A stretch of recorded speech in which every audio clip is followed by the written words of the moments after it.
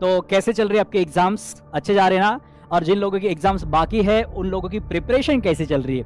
तो उसी प्रिपरेशन में हम और एक तड़का लगाने वाले हैं थियरम्स का। ठीक है, तो आपको पता है यार, आप अगर प्रीवियस ईयर के पेपर्स उठा के देखेंगे तो आपको उसमें थियरम्स मिलेंगे ही मिलेंगे। ठीक है, तो थियरम्स बहुत इंपॉर्टेंट है। तो हम आपकी मिड टर्म एग्जाम में थियरम के भी मार्क्स आज पक्के करने वाले हैं। ठीक है, हेलो, कैसे हो आप सब लोग? आई होप आप सब लोग एकदम अच्छे होंगे, जबरदस्त होंगे, फिट एंड फाइन होंगे। एंड आपके मिड टर्म के एग्जाम्स अभी चल रहे हैं। आई होप कुछ स्टूडेंट के एग्जाम हो गए और कुछ लोग स्टूडेंट के एग्जाम्स अभी बाकी है। तो कैसे चल रही है आपके एग्जाम्स? अच्छे जा रहे हैं ना? और जिन लोगों के एग्जाम्स बाकी है उन लोगों की प्रिपरेशन कैसे चल रही है? तो उसी प्रिपरेशन में हम और एक तड़का लगाने वाले हैं थियरम्स का। ठीक है, तो आपको पता है यार, आप अगर प्रीवियस ईयर के पेपर्स उठा के देखेंगे तो आपको उसमें थियरम्स मिलेंगे ही मिलेंगे। ठीक है, तो थियरम्स बहुत इंपॉर्टेंट है। तो हम आपकी मिड टर्म एग्जाम में थियरम के भी मार्क्स आज पक्के करने वाले हैं। ठीक है, तो मिड टर्म के हिसाब से यहां पे मैं कुछ थियरम्स आपके लिए लेके आया हूं, इंपॉर्टेंट थियरम्स जो कि आपके पेपर में आपको देखने को मिल सकते हैं। ठीक है, तो स्टार्ट करें? चलो भाई स्टार्ट करते हैं। तो सबसे पहला theorem which is very very very very very important. ठीक है, जितना भी वेरी बोला जाए ना उतना कम है यहां पे। ठीक है, क्योंकि इतनी बार पूछा है भाई ये थियरम, देखो आपके सामने है। ठीक है, और भी है बट मैंने इतना ही ऐड किया है, थक गया था मैं ऐड करते करते। ठीक है, तो बहुत ज्यादा इंपॉर्टेंट है भाई। देखो क्या बोल रहा है, if theta is the acute angle between the lines represented by, ये जो होमोजेनियस इक्वेशन इन डिग्री 2 है, इसके अंदर जो दो लाइंस है उनके बीच वाला एंगल अगर थीटा है तो वो फाइंड आउट करने का फॉर्मूला क्या होता है, tan theta is equal to mod के अंदर 2 under root of H square minus A B upon a plus B, है ना। तो ये थियरम आपको प्रूव करने के लिए बोर्ड एग्जाम में पूछा जा सकता है, आपके मिड टर्म एग्जाम में भी पूछा जा सकता है। ठीक है, तो इसको प्रूव कैसे करना है, चलो आ जाओ देखते हैं। देखो भाई, सबसे पहले यहां पे हम लिखते हैं कि अपना जो इक्वेशन है देखो वो क्या है, A X square plus 2h X Y plus B Y square equal to 0, है ना। ये क्या है, दिस इज गिवन इक्वेशन। ये क्या है, दिस इज गिवन इक्वेशन। अब इस इक्वेशन के अंदर दो लाइन से, ये तो हमें पता है, यस, है ना। तो वो जो दो लाइन है उनके स्लोप्स को हम कंसिडर करते हैं m1 m2, correct. m1 m2 हम कंसिडर करेंगे, तो यहां पे लिखता हूं मैं late m1 m2 be the slopes of the lines represented by, be the slopes of the lines represented by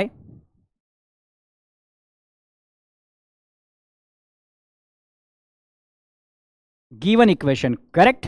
इसके अंदर जो दो लाइन्स है उन दो लाइन्स के स्लोप्स को हम m1 और m2 कंसिडर कर रहे हैं। ओके, तो अगर ऐसा है तो भाई हमें पता है कि उन दो स्लोप्स का एडिशन क्या होता है। So therefore m1 plus m2 is equals to minus 2h by B, and m1 into m2 हमें पता है, ये दो रिलेशंस तो हमें पता है सर, है ना, m1 plus m2 and m1 into m2। Clear, यहां तक सबको क्लियर है।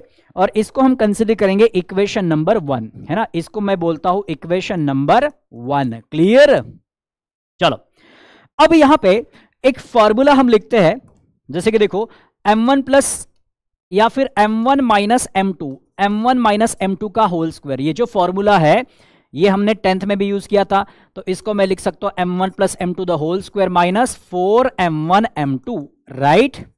ये फॉर्मूला कहां से आया सर? बेटा a plus B the whole square and a minus B the whole square है, वहीं से ये फॉर्मूला बनता है ना। तो आप इसको डायरेक्ट एज ए फॉर्मूला अभी याद रखो, है ना। वैसे इसको हम डिराइव भी कर सकते हैं बट यहां पे डिराइव करने में हमें कोई इंटरेस्ट नहीं है। ठीक है, बस m1 माइनस m2 का होल स्क्वायर इक्वल टू क्या होगा, m1 प्लस m2 का square minus 4 m1 into m2, इतना फॉर्मूला आप याद रख लेना। ठीक है, अब देखो भाई मेरे पास m1 प्लस m2 की वैल्यू है सर, m1 इंटू m2 की वैल्यू वो भी है सर, बस वैल्यू पुट कर दो ना आप यहाँ पे। ठीक है, वैल्यू पुट करेंगे तो देखो भाई क्या आएगा, माइनस 2h बाई बी, इसकी वैल्यू है माइनस 2h बाई बी, उसका स्क्वायर हो जाएगा माइनस 4, और इसकी वैल्यू है a by B. Is it clear? Yes, यहां तक तो क्लियर है ना। अब इसका स्क्वायर ले लो तो माइनस 2h का स्क्वायर क्या होगा, माइनस तो हट जाएगा, वो प्लस हो जाएगा, 2 का स्क्वायर 4, h स्क्वायर आएगा और ये हो जाएगा b square, minus 4a divided by b। Correct. अब देखो जरा, इसके डिनोमिनेटर में b स्क्वायर है और इसके डिनोमिनेटर में ओनली b है, तो दोनों का डिनोमिनेटर सेम करते हैं। उसके लिए हमें मल्टीप्लाई करना पड़ेगा नीचे भी b से और ऊपर भी b से। करेक्ट, ऊपर और नीचे हमने b से मल्टीप्लाई कर दिया। चलो, अब दोनों का डिनोमिनेटर सेम हो गया। यस सर, है ना, दोनों का डिनोमिनेटर यहां पे हो गया सेम। तो क्या मैं ऐसे लिख सकता हूं कि m1 माइनस m2 का स्क्वायर, इसकी वैल्यू क्या आएगी, फिर दोनों का डिनोमिनेटर में कॉमन ले सकता हूं b स्क्वायर, बिल्कुल ले सकते हैं सर, है ना, बिल्कुल ले सकते हैं हम। अब ऊपर है 4h square minus 4ab। Correct, ये हो जाएगा 4h स्क्वायर माइनस 4ab। यहां तक क्लियर। चलो, ऊपर भी कुछ कॉमन मिल सकता है, यस 4 कॉमन ले सकते हैं सर, बिल्कुल ले सकते। तो 4 कॉमन ले लिया तो क्या बचेगा, h स्क्वायर माइनस ab और नीचे हो जाएगा यहां पे b square. Correct, yes sir, है ना। अब m1 माइनस m2 के स्क्वायर की वैल्यू हमारे पास है ना, तो यहां पे अगर मैं स्क्वायर रूट ले लूं तो m1 माइनस m2 की वैल्यू मिल जाएगी मुझे, है ना। इसका अगर स्क्वायर रूट ले लिया मैंने तो स्क्वायर तो हट जाएगा, तो इधर भी हमें स्क्वायर रूट लेना पड़ेगा। तो इसका स्क्वायर रूट क्या आएगा, फिर इसका स्क्वायर रूट आएगा भाई यहां पे 2 अंडर रूट ऑफ 4 का स्क्वायर रूट 2 हो जाएगा, under root of h square minus ab upon b। Correct, yes. तो m1 माइनस m2 की वैल्यू हमें मिल गई और इसको देते हैं हम इक्वेशन नंबर 2। ठीक है, इसको हम देते हैं equation number 2। Is it clear. चलो भाई, अब बढ़ते हैं थोड़ा आगे, है ना। अब देखो यार, अगर दो लाइंस का हमें स्लोप पता है, दो लाइंस ऐसे गिवन है जिनका स्लोप हमें पता है m1 m2, तो उन दो लाइंस के बीच वाला एंगल, एक्यूट एंगल अगर फाइंड आउट करना है तो उसका एक फॉर्मूला होता है। और वो फॉर्मूला क्या है, देखो यहां पर मैं लिखता हूं let theta be the acute angle, let theta be the acute angle between the lines, theta be the acute angle between the lines having slope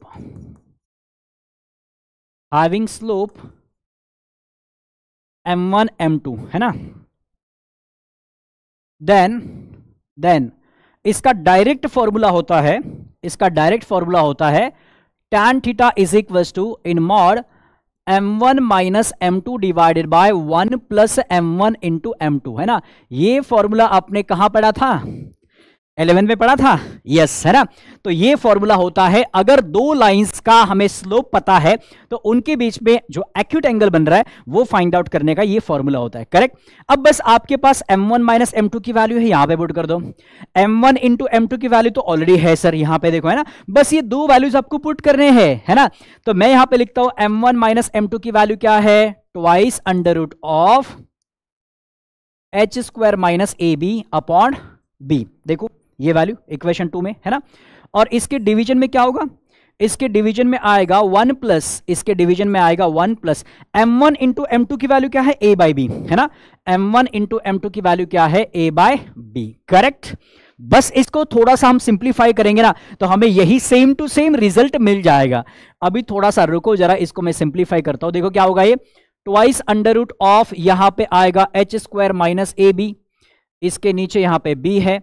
अगर हम क्रॉस मल्टीप्लाई करेंगे, देखो b इधर जाएगा, b इंटू 1 b प्लस a, तो इसको लिखो मैं b प्लस a और नीचे होगा 1 इंटू बी, क्या आएगा b। Correct, yes sir.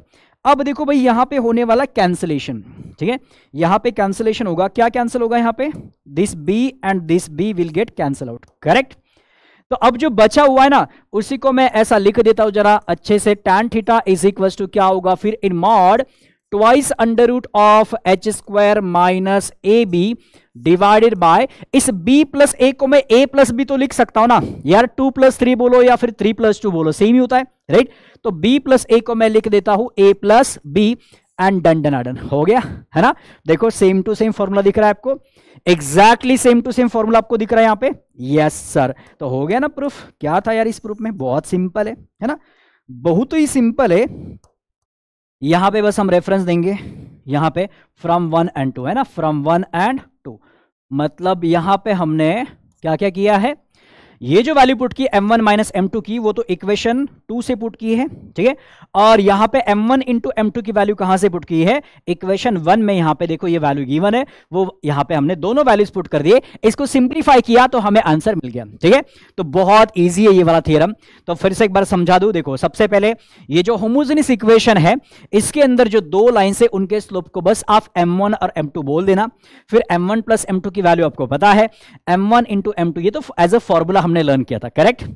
Then उसके बाद ये वाला एक फॉर्मूला लगा देना है, m1 माइनस m2 का whole square equal to m1 plus m2 का whole square minus 4m1 into m2। यहां पे ये वैल्यूज पुट कर दो, इसको सिंप्लीफाई करो तो आपको m1 माइनस m2 की वैल्यू मिल जाएगी, ठीक है। उसके बाद दो लाइंस का अगर स्लोप पता है तो उनके बीच वाला एक्यूट एंगल हम इस फॉर्मूला से फाइंड आउट कर सकते हैं। बस m1 माइनस m2 आपको जो मिला है अभी गर्मा गर्म, वो पुट कर दो। m1 इंटू m2 आपके पास ऑलरेडी है, वो भी यहां पे पुट कर दो, सिंप्लीफाई करो, आपको आंसर मिल जाएगा। क्लियर? तो आई होप ये वाला थ्योरम आपका एकदम अच्छे से आपको समझ में आया है, और अगर एग्जाम में पूछा जाता है तो आप इसको जरूर लिख के आएंगे, ठीक है। चलो आगे बढ़ते भाई। दूसरा थ्योरम देखो, prove that a homogeneous equation of degree 2 in x and y, ये होमोजेनियस इक्वेशन है, represents a pair of line passing through the origin if, मतलब ये जो होमोजेनियस इक्वेशन इन डिग्री 2 है, ये पेयर ऑफ लाइंस को तभी रिप्रेजेंट करेगा जब h square minus A B greater than और इक्वल टू 0 आएगा। मतलब h square minus A B negative नहीं आना चाहिए, या तो वो ग्रेटर दैन 0 आना चाहिए, मतलब पॉजिटिव, या फिर इक्वल टू 0 भी चलेगा, बट नेगेटिव अलाउड नहीं है, ठीक है। तो इसको कैसे प्रूव करेंगे, देखो ये हमारे लिए इंपॉर्टेंट है, ठीक है। h square minus A B must be greater than और इक्वल टू 0, है ना। तो एक काम कर दे भाई, यहां पे गिवन इक्वेशन एक बार लिख देता हूं मैं, है ना। गिवन इक्वेशन क्या है, ax square plus 2hxy plus by square equal to 0, and this is the given equation, ठीक है। ये है अपना गिवन इक्वेशन, ये है गिवन इक्वेशन, करेक्ट। अब यहां पे इस इक्वेशन में हम एक काम करते हैं, दो केस हम यहां पे अज्यूम करेंगे। सपोज केस 1 में मैं यहां पे लिखता हूं, केस 1 में कि suppose b equal to 0, case 1 क्या है, यहां पे मैं लिखता हूं b इक्वल टू 0, ठीक है। b अगर 0 हो जाएगा तो अपने पास बस इतना ही इक्वेशन बचेगा, ठीक है। इफ b इक्वल टू 0, है ना, इफ b इक्वल टू 0, तो अपना इक्वेशन क्या बचेगा फिर, only ax square plus 2hxy equal to 0। Is it clear, है ना। अगर यहां पे b को हम 0 कंसिडर करते हैं तो अपना इक्वेशन तो इतना ही बचेगा। यहां से भी हमें सर x कॉमन मिलेगा, बिल्कुल x कॉमन मिलेगा, तो बचेगा फिर ax plus 2hy equal to 0। दो फैक्टर्स मिल गए, तो फिर ये x इक्वल टू 0 और दूसरा यहां पे ax plus 2hy equal to 0 होगा। अभी अगर आप ध्यान से देखें तो यार x इक्वल टू 0 क्या होता है, x इक्वल टू 0 मतलब y एक्सिस होता है ना। x इक्वल टू 0 मतलब y एक्सिस होता है, तो y एक्सिस तो ओरिजिन से पास होता है ना, यस। और ये वाला इक्वेशन देखो, ये वाला इक्वेशन में देखो ax plus by equal to 0 है, तो इस टाइप के इक्वेशंस भी ओरिजिन से पास होते हैं ना। यहां पे बस ax plus by plus c constant नहीं होना चाहिए, है ना। तो ax प्लस by इस टाइप का अगर इक्वेशन है तो ये भी ओरिजिन से पास होता है। तो यहां पे हम लिख सकते हैं कि these lines, ये दोनों भी लाइंस जो हमने यहां पे लिखे हैं, पासेस थ्रू ओरिजिन, है ना। ये दोनों भी लाइंस ओरिजिन से पास होते हैं। these lines passes through origin, है ना। ये ओरिजिन से तभी पास होगा जब ये वाला हमारा जो रिजल्ट है ये ट्रू होगा, है ना। h square minus A B greater than और इक्वल टू 0 होना चाहिए। तो यहां पे हमने जो दो सेपरेट लाइंस बना दिए हैं वो दोनों भी ओरिजिन से पास होते हैं। अब केस 2 यहां पे हम बताएंगे, देखो केस 2 में भाई, केस 2 में क्या आएगा, देखो केस 2 में अगर मैं यहां पे बोलता हूं कि b is not equal to 0, b हमने एक बार 0 कंसिडर करके देख लिया, तो वहां से हमें जो दोनों भी लाइंस मिली है ना, वो दोनों लाइंस ओरिजिन से पास हो रही है। बट अगर b 0 नहीं होता है तो क्या होगा, अगर b 0 नहीं होता है तो एज इट इज यही इक्वेशन हमें मिलेगा, करेक्ट। तो यही इक्वेशन अगर हमें मिलता है तो इसको मैं लिखता हूं कि ax square plus 2hxy plus by square equal to 0, है ना। ये इक्वेशन अपना एज इट इज रहेगा अगर b नॉट इक्वल टू 0 होगा तो, है ना। अब इस इक्वेशन को हम थोड़ा सा कन्वर्ट कर देते, थोड़ा सिंपल बना देते, ठीक है। तो इसको मैं क्या करता हूं, इसको मैं लिखूंगा यहां पे divide by Y square, sorry X square है ना, डिवाइड बाय एक्स स्क्वायर। इसको अगर एक्स स्क्वायर से डिवाइड करेंगे तो क्या होगा, देखो भाई, इसको अगर मैं एक्स स्क्वायर से डिवाइड करूंगा तो ये आएगा A X square divide by X square plus 2hxy divide by X square plus by square divide by X square equal to 0। Correct.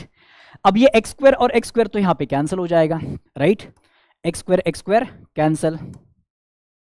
Then again ये देखो अभी यहां पे एक x और यहां पे एक x कैंसिल हो जाएगा, तो ये इक्वेशन कुछ इस तरीके से बनेगा, a प्लस 2h, ऊपर एक y बाकी है और नीचे एक x बाकी है, तो ये ऐसा होगा कुछ y बाय x।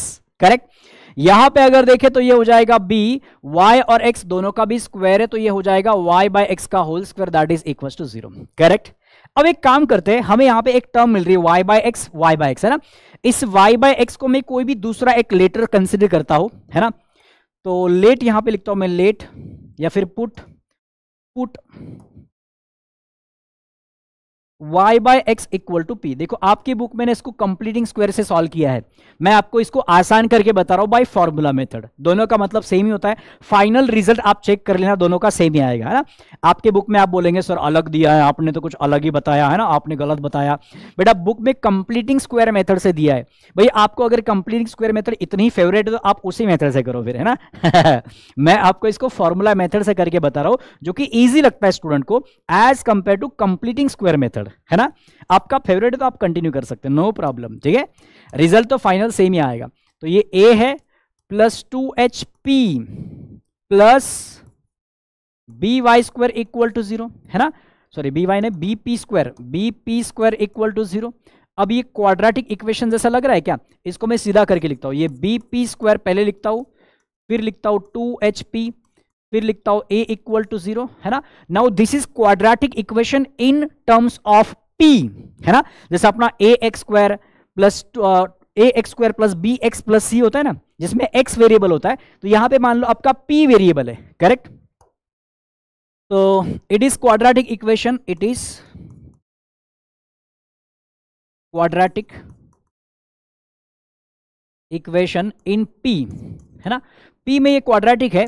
तो भाई इस क्वाड्रेटिक इक्वेशन को अगर मुझे सॉल्व करना है, मतलब इसके रूट्स फाइंड आउट करने हैं, तो हम क्या करेंगे, x equal to minus B plus minus under root of B square minus 4ac upon 2a, formula method लगा देंगे ना। यस, तो यहां पे लिखता हूं मैं by formula method. So by formula method, उसी इक्वेशन को हम क्या कर रहे हैं, फॉर्मूला मेथड से सॉल्व कर रहे हैं। तो फॉर्मूला मेथड से क्या आएगा फिर, p इज इक्वल टू, क्योंकि यहां पे ये जो क्वाड्रेटिक इक्वेशन है ये p के फॉर्म में है, x के फॉर्म में होता है तो हम यहां पे x इक्वल टू लिखते, बट ये p के फॉर्म में है तो p इक्वल टू आएगा माइनस, देखो a X square plus B X plus C है, तो यहां पे इसको मैं बोलूंगा a, अपना जो क्वाड्रेटिक इक्वेशन होता है उसका a X square plus B X plus C, right. तो ये है अपने a b c के वैल्यूज। तो p इक्वल टू यहां पे फॉर्मूला में आता है माइनस b मतलब क्या है 2h, करेक्ट, b मतलब यहां पे होगा 2h plus minus under root of B square, B मतलब 2h है ना, बी स्क्वायर माइनस 4, a मतलब क्या होगा यहां पे b, और c मतलब क्या होगा यहां पे a, correct, a b c के वैल्यूज ये है, करेक्ट। तो ये हो गया अपना फॉर्मूला मेथड से न्यूमरेटर। नीचे क्या आएगा, minus B plus minus under root of B square minus 4ac upon 2a, but a मतलब यहां पे कौन है, b है, तो ये ऐसा कुछ हो जाएगा। करेक्ट। बिल्कुल भी डरना नहीं है, बस जो क्वाड्रेटिक इक्वेशन हम x को लेके सॉल्व करते हैं ना, वही यहां पे बस p के फॉर्म में है, इतना आप कंसीडर करो। और जैसे x की वैल्यू फाइंड आउट करते हैं वैसे हम यहां पे p की वैल्यू फाइंड आउट कर रहे हैं। करेक्ट। तो ऊपर वाला जो पार्ट है उसको थोड़ा सिंप्लीफाई करते तो ये होगा minus 2h plus minus 2h का होल स्क्वायर, तो हो जाएगा 4h square minus 4ab divided by 2b। Correct. चलो भाई अब इसको थोड़ा आगे सॉल्व करते हैं, तो ये हो जाएगा p equal to minus 2h plus minus, भाई रूट के अंदर 4 कॉमन लिया जा सकता है ना, बिल्कुल, इसके पास भी 4 है, इसके पास भी 4 है ना, तो क्या बचेगा फिर h square minus ab divided by यहां पे आएगा ओनली 2b। अब देखो यहां से ये माइनस 2h वो जो 4 है रूट के अंदर, उसका स्क्वायर रूट लेके 2 बाहर निकाल सकते। ये जो 4 है इसका स्क्वायर रूट लेंगे तो 2 बाहर निकलेगा, तो रूट के अंदर बचेगा H square minus A B, and divide में है यहाँ पे 1 सेकेंड 2b। करेक्ट। अब देखो 2 2 2, ऊपर से एक 2 कॉमन, नीचे भी एक 2 कॉमन, तो 2 2 यहाँ पे कॉमन एंड कैंसिल हम कर सकते हैं। ठीक है, तो ऊपर एक 2 मैंने कॉमन लिया तो बचेगा minus H plus under root of H square minus A B and divided by this is 2b। Correct. अब कर दो ना भाई यहाँ पे 2 2 कैंसिल, तो ये 2 कैंसिल, ये भी 2 कैंसिल। ठीक है, तो अब जो यहाँ पे p बचा है ना, मतलब p अपने पास ऑलरेडी है ही, तो अब p को फिर से एक बार रीसब्स्टिट्यूट कर देंगे। p की ओरिजिनल वैल्यू क्या थी, y बाय एक्स थी। करेक्ट ना, p की ओरिजिनल वैल्यू क्या थी, y बाय एक्स थी। तो यहाँ पे फिर से एक बार p इक्वल टू हम पुट करेंगे y बाय एक्स। तो अपना इक्वेशन अब ऐसा बनेगा, y by X is equal to minus H plus under root of H square minus A B upon B. Correct. अब इसी x को अगर मैं इधर भेज देता हूं तो मल्टीप्लीकेशन में जाएगा, है ना, तो ये इक्वेशन अपना ऐसा बनेगा। फिर इस x को आप भेज दो इस साइड, है ना, तो मल्टीप्लाई हो जाएगा। तो इक्वेशन आएगा कुछ इस तरीके का, minus H plus minus under root of H square minus A B upon B, और इसको मल्टीप्लाई कौन होगा, x। जरा ध्यान से देखना, ये वाला जो इक्वेशन आपको दिख रहा है, क्या ये y equal to M X के फॉर्म में नहीं दिख रहा? Yes sir, y equal to M X, और y equal to M X ये जो लाइन होती है ये तो ओरिजिन से पास होती है, बराबर। तो ये लाइन भी कहां से पास होंगे, मतलब यहां पे जो प्लस माइनस अगर हम 2 सेपरेट लाइंस निकालेंगे तो ये भी ओरिजिन से पास होने वाले हैं। तो भाई ओरिजिन से तो पास होगा, बट ये लाइन तो तभी एग्जिस्ट करेगी ना जब ये रूट वाला पार्ट पॉजिटिव या फिर जीरो आएगा, क्योंकि रूट में कभी निगेटिव हो ही नहीं सकता। रूट में अगर निगेटिव वैल्यू आती है तो ये तो रियल पार्ट आएगा ही नहीं, ये तो इमेजिनरी बन जाएगा, है ना। तो ये जो लाइंस है तभी रियल रहेंगे, एग्जिस्ट करेंगे, जब ये अंडर रूट वाला पार्ट जो है H square minus A B greater than और इक्वल टू जीरो आएगा, है ना, तभी ये लाइंस एग्जिस्ट करेंगे। एंड हम बोलेंगे कि ये लाइंस ओरिजिन से पास हो रही है, बट कब होगी, जब H square minus A B greater than और इक्वल टू जीरो आएगा। करेक्ट। तो यहां पे लिखता हूं मैं, this is in the form, this is in the form y equal to M X, है ना, this is in the form y equal to M X, and therefore these lines also pass through origin. This line also pass through origin if h square minus ab is greater than or equal to 0, and हो गया proof. Right, समझ में आ रहा है ना। ये y equal to M X के फॉर्म में, इसको m बोलो आप, है ना, एम एक्स के फॉर्म में। यहां पे कुछ भी नंबर लिखो, आप बोलेंगे सर m कैसे बोल रहे, कुछ भी बोल भाई, इसको कुछ भी बोल, कुछ तो वैल्यू आएगी। y इक्वल टू 2x आएगा, 3x आएगा, कुछ ना कुछ तो आंसर आएगा, है ना। तो y इक्वल टू px बोल, mx बोल, 2x बोल, कुछ भी बोल, बट y इक्वल टू इस फॉर्म में अगर होगा y equal to something into x, तो ऐसे लाइंस ओरिजिन से ही पास होते हैं। राइट, बट वो तभी पास करेंगे ना भाई जब ये अंडर रूट वाला पार्ट एग्जिस्ट करेगा, और उसको एग्जिस्ट करने के लिए हमें ये ग्रेटर देन और इक्वल टू 0 होना चाहिए, होना पड़ेगा। क्लियर। तो आई होप आपको समझ में आ गया है।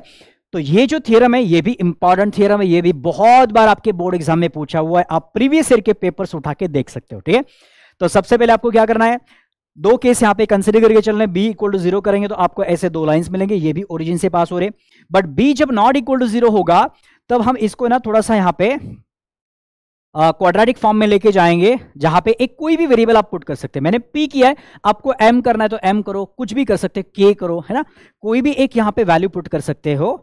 तो ये क्वाड्रेटिक में बन गया, फिर इसको फॉर्मूला मेथड से मैंने सॉल्व किया और फिर रीसब्स्टिट्यूट कर दिया वैल्यू p का ओरिजिनल वैल्यू क्या है y बाय एक्स है, तो आपको y इक्वल टू mx के फॉर्म में इक्वेशन मिलेगा। मतलब वो ऐसे लाइन से जो ओरिजिन से पास हो रहे हैं। क्लियर। चलो भाई आगे बढ़ते हैं।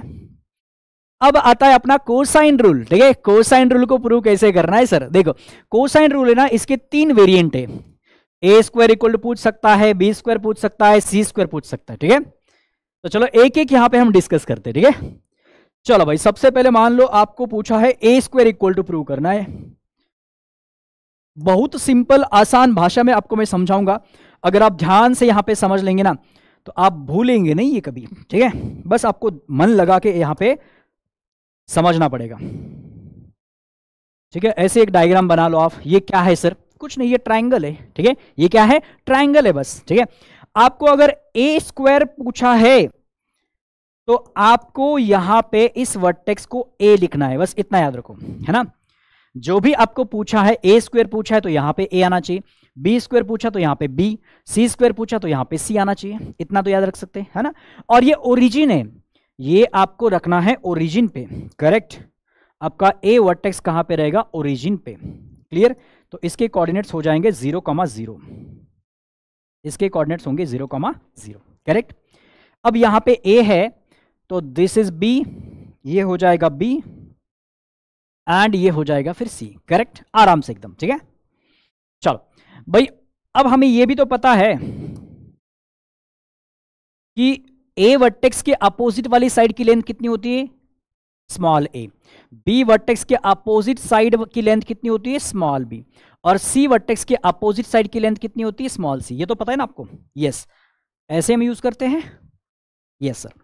तो भाई अगर ओरिजिन से लेके बी वर्टेक्स तक ये जो लेंथ है वो सी है, ओरिजिन है, नहीं ये ओरिजिन है, तो यहां से लेके बी वर्टेक्स तक की लेंथ अगर सी है तो मतलब एक्स कोऑर्डिनेट की वैल्यू क्या आएगी? एक्स कोऑर्डिनेट क्या होता है? हॉरिजॉन्टल डिस्टेंस होता है एक्स कोऑर्डिनेट, और वर्टिकल डिस्टेंस होता है वाई कोऑर्डिनेट, करेक्ट। तो बी पॉइंट के मुझे कोऑर्डिनेट्स फाइंड आउट करने हैं, तो बी पॉइंट के कोऑर्डिनेट्स के लिए मुझे एक्स कोऑर्डिनेट तो मिल गया सी, है ना। एक्स कोऑर्डिनेट क्या होगा? सी।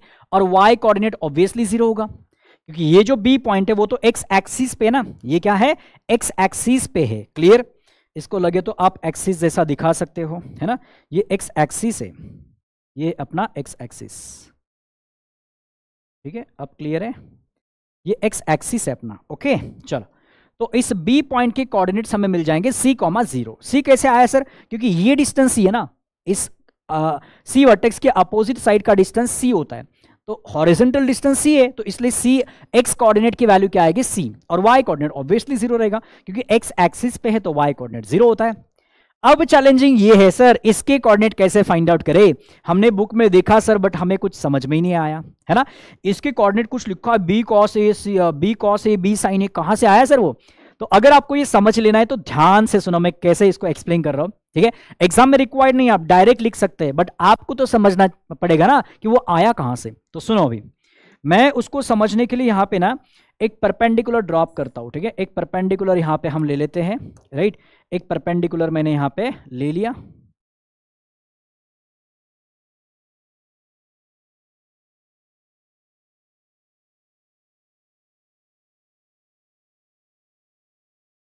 ठीक है। चलो, ये है यहां पे एक परपेंडिकुलर, क्लियर। अब सुनो भाई ध्यान से, देखो ये जो सी पॉइंट है इसके मुझे कोऑर्डिनेट्स फाइंड आउट करने हैं। सी पॉइंट के हमें कोऑर्डिनेट्स फाइंड आउट करने हैं, तो सी पॉइंट के कोऑर्डिनेट्स मतलब क्या फाइंड आउट करना है हमें? X coordinate and Y coordinate, correct. इसका X coordinate and Y coordinate है, मान लेते हैं इसका एक्स कोऑर्डिनेट को एक्स है और वाई कोऑर्डिनेट को वाई मान लेते हैं, ठीक है। बट ये एक्स सी पॉइंट का एक्स कोऑर्डिनेट फाइंड आउट करना मतलब क्या? इसका हॉरिजॉन्टल डिस्टेंस आपको फाइंड आउट करना है। सी पॉइंट का अगर लोकेशन मुझे फाइंड आउट करना है तो ये हॉरिजॉन्टल डिस्टेंस होगा और ये वर्टिकल डिस्टेंस होगा, बराबर ना। ये हॉरिजॉन्टल डिस्टेंस एंड ये वर्टिकल डिस्टेंस। तो आप अगर ये वाला डिस्टेंस फाइंड आउट कर लेते हैं, इसको मैं डी बोलता हूं, है ना। एडी डिस्टेंस फाइंड आउट किया मतलब ही आपका एक्स कोऑर्डिनेट आ गया सी पॉइंट का, करेक्ट। एंड इसका y कोऑर्डिनेट फाइंड आउट करने के लिए आपको CD डिस्टेंस फाइंड आउट करना पड़ेगा, क्योंकि C पॉइंट तक पहुंचने के लिए आपको हॉरिजॉन्टल डिस्टेंस इतना कवर करना पड़ेगा और वर्टिकल डिस्टेंस इतना कवर करना पड़ेगा, बराबर। तो चलो भाई, तो इस ट्रायंगल में आ जाओ अभी, है ना। In triangle ADC, in triangle ADC अगर मैं यहां पे cos A लिखता हूं, cos A का डेफिनेशन क्या होता है बाबा? cos A का डेफिनेशन होता है sir adjacent side upon hypotenuse. ये 90 डिग्री यहां पे है तो यहां पे भी है ना। तो एडजेसेंट साइड अपॉन हाइपोटेनस आएगा, ध्यान से सुनना। ये देखो एडजेसेंट साइड क्या है? AD। तो cos A का डेफिनेशन बनेगा फिर AD अपॉन हाइपोटेनस क्या होगा यहां पे? B, right. तो यहां से AD इक्वल टू क्या आएगा, फिर AD इक्वल टू हो जाएगा, ये B इधर मल्टीप्लाई कर दो तो B cos A, AD equal to क्या आएगा, B cos A। एंड ये जो AD है यही तो इसका x कोऑर्डिनेट है, यही तो इसका x कोऑर्डिनेट है, और CD क्या होगा, इसका y कोऑर्डिनेट होगा। आया समझ में? AD का मतलब ही तो x कोऑर्डिनेट है, ठीक है। तो x की वैल्यू हमें यहां पे मिल जाती है, x इक्वल टू क्या आएगा, B cos A। क्लियर?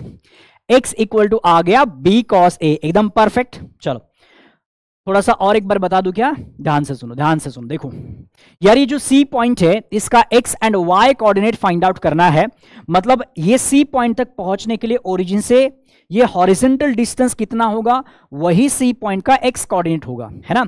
और यहां से लेके मतलब ये डिस्टेंस बोलो या फिर ये डिस्टेंस बोलो, है ना, यहां से यहां तक अगर डिस्टेंस लेंगे हम ये वाला, तो इतना ही डिस्टेंस ये भी तो है, ये दोनों पैरेलल लाइंस है ना। तो वर्टिकल डिस्टेंस ये वाला बोलो या फिर ये वाला बोलो, तो ये डिस्टेंस फाइंड आउट करना मतलब C का y कोऑर्डिनेट हमें मिल जाएगा, ठीक है।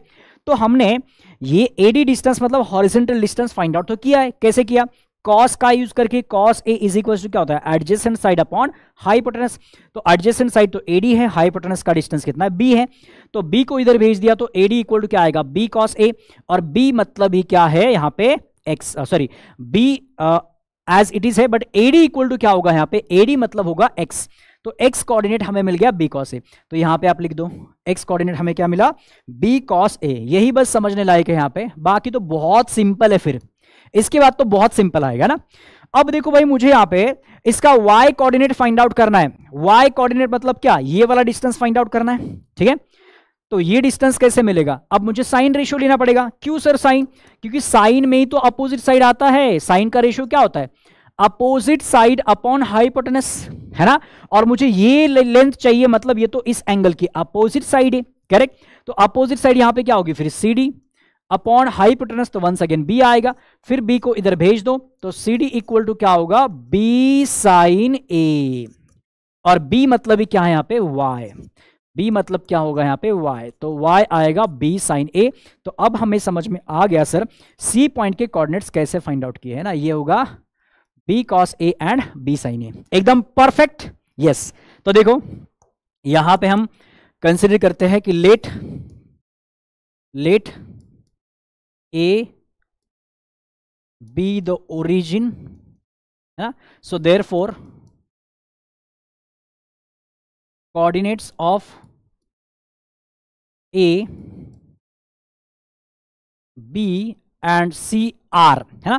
A अगर ओरिजिन है तो A B C के कोऑर्डिनेट्स क्या होंगे, फिर 0 0, A के होंगे 0 0, B के क्या होंगे C, 0, और C के क्या होंगे B cos A, B sin A respectively, है ना। तो ये हो जाएंगे A, B और C के कोऑर्डिनेट्स। यहां तक आई होप सबको क्लियर है ना। यहां तक आई होप सबको क्लियर हो गया। अब बहुत इजीली आंसर आएगा, है ना। हमें क्या करना था बेटा, यहां पे हमें फाइंड आउट करना है A स्क्वायर, बराबर, A स्क्वायर फाइंड आउट करना है ना। तो देखो A स्क्वायर इक्वल टू, है ना, A स्क्वायर फाइंड आउट करना है। यहां पे A स्क्वायर का मतलब क्या है बाबा, BC स्क्वायर, है ना। ये देखो A डिस्टेंस मतलब क्या है, BC, यही डिस्टेंस है ना। तो क्या मैं A स्क्वायर को BC का स्क्वायर लिख दूं, है ना। तो BC डिस्टेंस मतलब ही A स्क्वायर है, तो BC का स्क्वायर। अब हम डायरेक्टली क्या करेंगे, डिस्टेंस फॉर्मूला लगाएंगे जो हमने 10th में यूज किया था। आपको B के भी कोऑर्डिनेट पता है, C के भी कोऑर्डिनेट पता है। ये x1 y1 x2 y2 बोल दो, है ना, x1 y1 x2 y2 बोल दो। डिस्टेंस फॉर्मूला लगाएंगे हम 10th वाला, ठीक है। तो BC स्क्वायर इक्वल टू क्या आएगा, फिर BC स्क्वायर आएगा x2 minus x1 the whole square.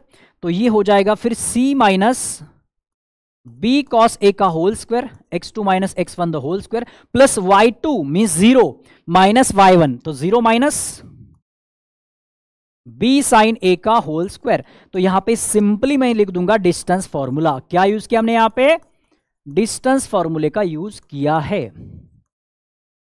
हमने यहां पे यूज किया है डिस्टेंस फॉर्मूला, जो कि 10th में हमने यूज किया था, है ना। 2 पॉइंट्स के अगर कोऑर्डिनेट्स आपको पता है तो आप सीधा सीधा डिस्टेंस फॉर्मूला लगा के 2 पॉइंट्स के बीच वाला डिस्टेंस फाइंड आउट कर सकते हैं, ठीक है। तो यहां पे भी A स्क्वायर मतलब क्या है, BC का स्क्वायर है, ठीक है। तो स्क्वायर लगा दिया, इसलिए यहां पे रूट नहीं आया, है ना। वैसे डिस्टेंस फॉर्मूले में रूट होता है under root x2 minus x1 का whole square plus y2 minus y1 का होल स्क्वायर। बट डिस्टेंस का भी हमें स्क्वायर चाहिए, इसलिए वो स्क्वायर रूट हट गया। अब इसको अगर ओपन करेंगे ना तो आपको सेम रिजल्ट मिलेगा। देखो अब यहां पे लगाएंगे a minus B the whole square, इसको a बोलो इसको b बोलो ना, a minus B the whole square की आइडेंटिटी क्या होगा, c square minus 2 c into B cos a। आ रहा है समझ में, देखो a स्क्वायर c का स्क्वायर मतलब यहां पे c स्क्वायर हो जाएगा minus 2 a into B plus B square मतलब यहां पे आएगा B square and cos square a। कौन सी आइडेंटिटी यहां पे देखो, a minus B the whole square लगाया मैंने, तो a स्क्वायर minus 2 a into B plus B square, और ये 0 माइनस बी है तो 0 माइनस बी साइन ए मतलब माइनस बी साइन ए, तो माइनस बी साइन ए का स्क्वायर क्या हो जाएगा, बी स्क्वायर साइन स्क्वायर ए। आया समझ में, बी स्क्वायर साइन स्क्वायर ए हो जाएगा। तो अब इसको थोड़ा सा सिंपल कर देते हैं, तो ये C square minus 2bc cos A, और इधर क्या है बी स्क्वायर, इधर है मेरे पास बी स्क्वायर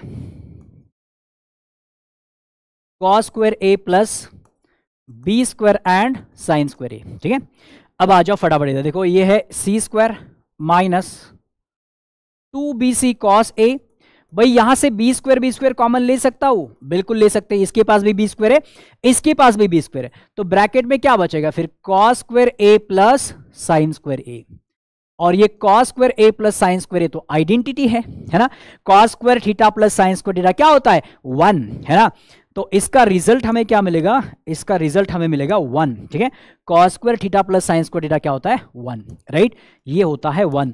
तो अब इसको मैं ऐसे लिख सकता हूं, so that is equals to C square minus 2bc cos A plus B square into 1 मतलब बी स्क्वायर है ना। तो बस फाइनल रिजल्ट हम अब लिख सकते हैं, फाइनल रिजल्ट देखो अपना क्या आएगा, यहां पे लिखता हूं मैं। ठीक है, सो देयरफॉर मैं यहां पे लिख देता हूं, देयरफॉर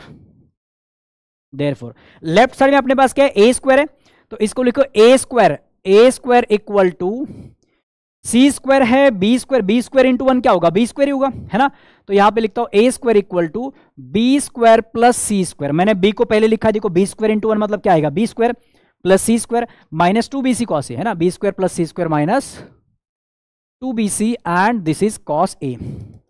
थोड़ी जगह एडजस्ट कर लेते हैं। ठीक है, ए स्क्वायर इक्वल टू क्या होगा B square plus C square minus 2bc and this is cos A, correct, and this is the final answer. ये हो गया अपना यहां पे फाइनल आंसर। यस, मैं फिर से एक बार इसको रिपीट कर देता हूं। ठीक है,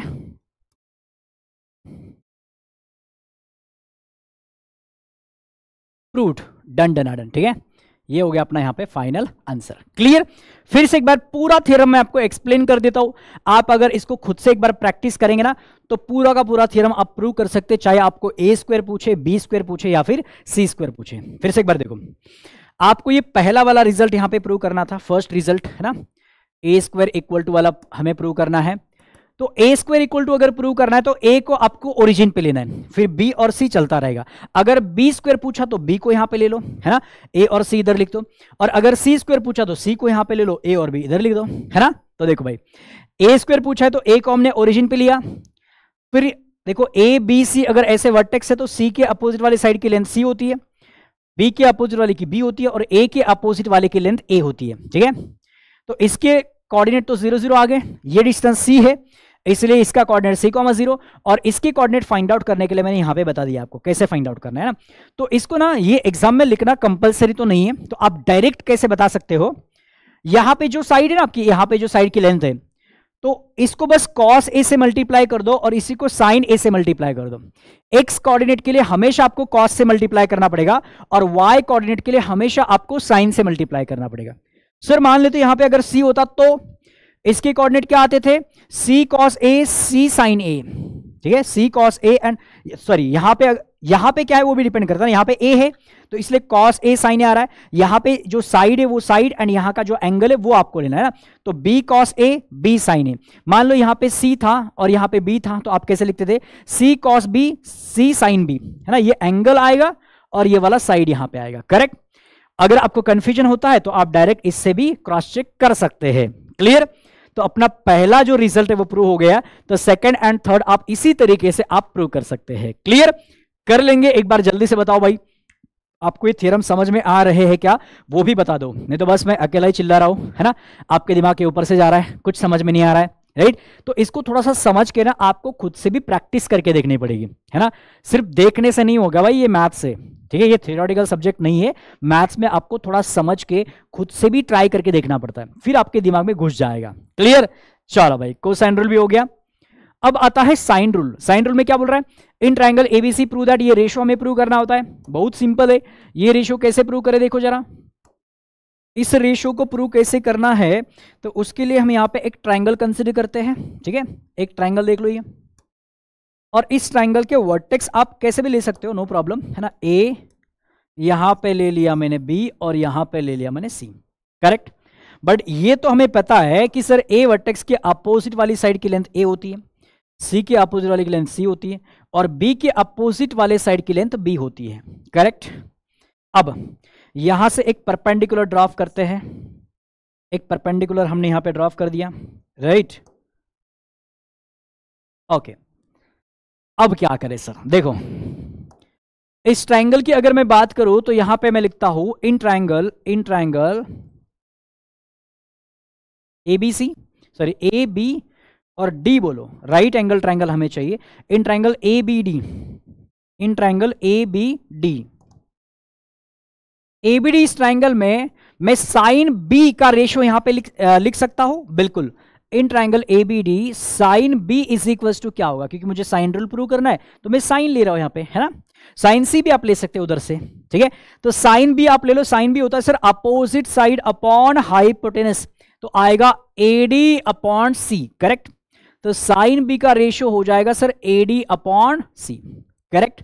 नाउ सिमिलरली हम क्या करेंगे, इस सी को इधर शिफ्ट कर दो तो एडी की वैल्यू आपको मिल जाएगी, ठीक है, इस सी को आप इस साइन बी के साथ मल्टीप्लाई कर दो तो यहां से आपको एडी क्या मिलेगा, so AD is equal to मिलेगा C sine B, AD equal to आपको मिलेगा C into sine B, correct. अब यार इस ट्राइंगल का एरिया का फॉर्मूला क्या होगा, इस ट्राइंगल का एरिया का फॉर्मूला होता है सर एरिया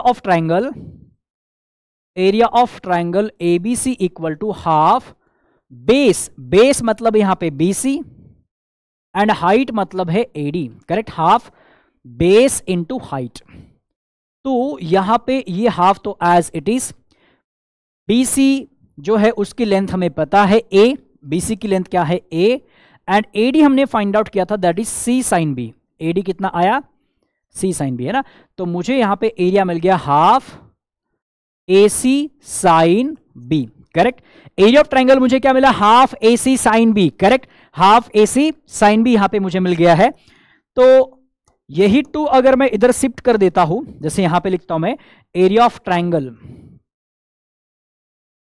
एबीसी, तो इसी टू को अगर मैं इधर शिफ्ट कर देता हूं तो 2 टाइम्स एबीसी हो जाएगा, है ना, तो यहां पे क्या मिलेगा मुझे result, therefore 2 times ABC, 2 times area of triangle ABC, 2 times area of triangle ABC equal to मिलेगा AC sine B, equal to मिलेगा हमें AC sine B, correct.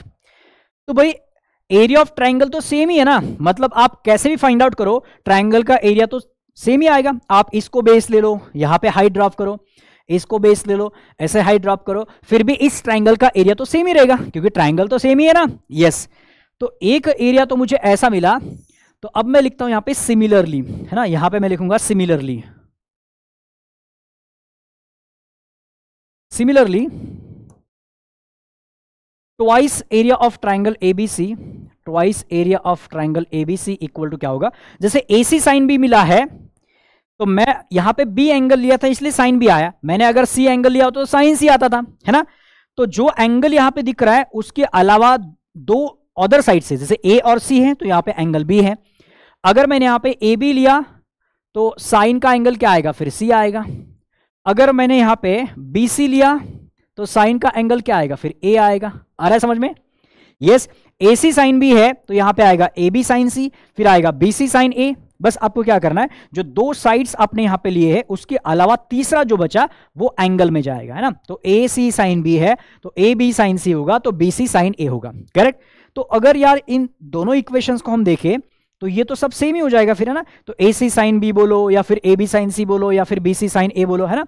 So therefore मैं यहां पे लिख सकता हूं यार ये भी तो twice area of triangle ABC है और ये भी तो twice area of triangle ABC है, तो इसका मतलब 1 2 और 3 ये तीनों भी वैल्यू सेम हो जाएंगे, क्योंकि तीनों का मतलब क्या होता है, एरिया ऑफ ट्राइंगल का डबल, है ना। एरिया ऑफ ट्राइंगल का वो तीनों भी क्या है, डबल है, मतलब सेम वैल्यू हो, ठीक है। ट्वाइस एरिया ऑफ ट्राइंगल इसके बराबर है, ट्वाइस एरिया ऑफ ट्राइंगल इसके भी तो बराबर है, तो ये तीनों भी क्या हो जाएंगे, सेम हो जाएंगे। तो क्या मैं इसको ऐसा लिखूं फिर, A B sine C is equal to B C sine A, या फिर सीक्वेंस वाइज लिखता हूं, है ना। यहां पे लिखता हूं पहले B C sine A, therefore B C sine A बराबर होगा ए सी साइन बी के, that is equal to A B sine C, that is equal to A B sine C. ये तीनों इक्वल कहां से आ गए सर, क्योंकि तीनों भी क्या कर रहे हैं, एरिया ऑफ ट्राइंगल के डबल को रिप्रेजेंट कर रहे हैं। ये भी एरिया ऑफ ट्राइंगल का डबल है और ये दोनों भी एरिया ऑफ ट्राइंगल एबीसी का डबल है और सेम ट्राइंगल है वो, तो इसका मतलब ये तीनों भी कैसे है, तीनों भी वैल्यू सेम है, ठीक है। तो अब यहां पे मैं डिवाइड करता हूं तीनों को एबीसी से, ठीक है, डिवाइड बाय एबीसी, तीनों टर्म्स जो है आपके पास, इन तीनों को हम एबीसी से डिवाइड करते हैं। तो मेरे पास यहां पे है BC sine A is equal to A C sine B, A C sine B is equal to A B sine C, है ना। इसको डिवाइड करते हैं एबीसी से, इसको भी डिवाइड करते हैं एबीसी से और इसको भी डिवाइड करते हैं एबीसी से, करेक्ट। तीनों की भी मैंने यहां पे एबीसी से डिवाइड कर दिया, तो बीसी बीसी कैंसिल हो जाएगा, एसी और यहां पे भी एसी कैंसिल हो जाएगा, ए बी और यहां पे ए बी कैंसिल हो जाएगा। तो बचेगा क्या अपने पास यहां पे, sine A upon A, sine A upon A is equal to sine B upon B is equal to sine C upon C, है ना। और इसी को हम उल्टा करके भी लिख सकते हैं, A upon sine A that is equal to B upon sine B and that is equal to C upon sine C, correct. तो बन गया ना भाई साइन रेशियो, है ना, सॉरी साइन रूल बन गया ना। देखो यही था, A upon sine A is equal to B upon sine B equal to C upon sine C, है ना। बस उसको इक्वल टू 2r भी हमें प्रूव करना है, तो वो भी हम प्रूव करेंगे, ठीक है। इसको इक्वल टू 2r प्रूव करना है तो वो भी हम यहाँ पे कर देंगे, बस इसको इक्वेशन नंबर ऑफ 1 दे दो, है ना। इक्वल टू 2r कैसे प्रूव करना है सर, वो भी मैं बताऊंगा आपको, रुको जरा ना। पहले आप मुझे बताओ ये आपको समझ में आया क्या। सबसे पहले हमने क्या किया, एबीसी एक ट्राइंगल हमने ले लिया, अब कैसे भी यहां पे नाम ले सकते, इसका कुछ भी प्रॉब्लम नहीं, ठीक है। कहीं कहीं पे भी लिखो एबीसी, कुछ फर्क नहीं पड़ता, ठीक है। यहां पे जो है, या फिर इधर से भी आप ले सकते हैं। तो मैंने साइन बी यहां पे फाइंड आउट किया, साइन बी इक्वल टू क्या होगा, अपोजिट साइड अपॉन हाइपोटेनस, तो एडी अपॉन सी, तो सी को इधर भेज दिया, तो एडी की वैल्यू क्या आएगी, एडी आएगा सी साइन बी, है ना, एडी आ गया सी साइन बी। फिर मैंने area of triangle find out किया, एरिया ऑफ ट्राइंगल क्या आएगा, हाफ बेस इंटू हाइट, तो बेस बीसी है, हाइट इज एडी, तो बीसी की लेंथ कितनी ए है और एडी को हमने यहां पे फाइंड आउट करके रखा है सी साइन बी, है ना। तो ये आएगा फिर half A C sine B, तो एरिया ऑफ ट्राइंगल एबीसी जो है half A C sine B आ गया, है ना। यही से अगर मैं 2 को इधर भेज देता हूं तो twice area of triangle ABC है, मतलब ट्राइंगल एबीसी के एरिया का डबल अगर करता हूं मैं तो ए सी साइन बी आ रहा है। सिमिलरली आप अगर ये ना इधर उधर वर्टेक्स करके देखेंगे तो आपको ऐसे भी रिजल्ट मिलेंगे, ए सी साइन बी है तो ए बी साइन सी मिलेगा, B C sine A B मिलेगा, करेक्ट। तो इसका मतलब ये दोनों, यहां पे देखो दोनों इक्वेशन में एलएचएस सेम है, मतलब ये आरएचएस जो है वो भी सेम रहेगा, तो ये तीनों भी वैल्यू सेम टू सेम आएंगे, है ना, ये एग्जैक्टली सेम है। तो पहले बस मैंने ए को लिखा, फिर मैंने बी को लिखा ये वाला, है ना, फिर मैंने सी को लिखा। ये तीनों भी यहां पे इक्वल अगर है तो तीनों को ए बी सी से डिवाइड करते हैं, तो ए बी सी से डिवाइड किया तो मुझे ये रेशियो मिल गया, और इसी रेशियो को हम अगर रिवर्स करते हैं, रेसिप्रोकल लेते हैं तो हमें साइन रूल मिल जाएगा। क्लियर, रिवर्स कर सकते हैं क्योंकि तीनों भी वैल्यूज, तीनों भी रेशियोज कैसे है, इक्वल है। अगर रेशियोज इक्वल है तो उनका रेसिप्रोकल भी इक्वल होता है। क्लियर, तो ये हो गया फर्स्ट पार्ट। अब सर 2r के बराबर कैसे आता है वो भी प्रूव करके बताओ, वो भी प्रूव करके बताते हैं। देखो एक काम करेंगे हम, यहां पे ना एक सर्कल मैं ड्रॉ करता हूं, पहले एक सर्कल ड्रॉ कर लिए, है ना, कर लिया, एक सर्कल ड्रॉ कर लिया, इसके अंदर एक ट्राइंगल हम कंसिडर करते हैं, इसके अंदर मैं लेता हूं एक ट्राइंगल, ठीक है।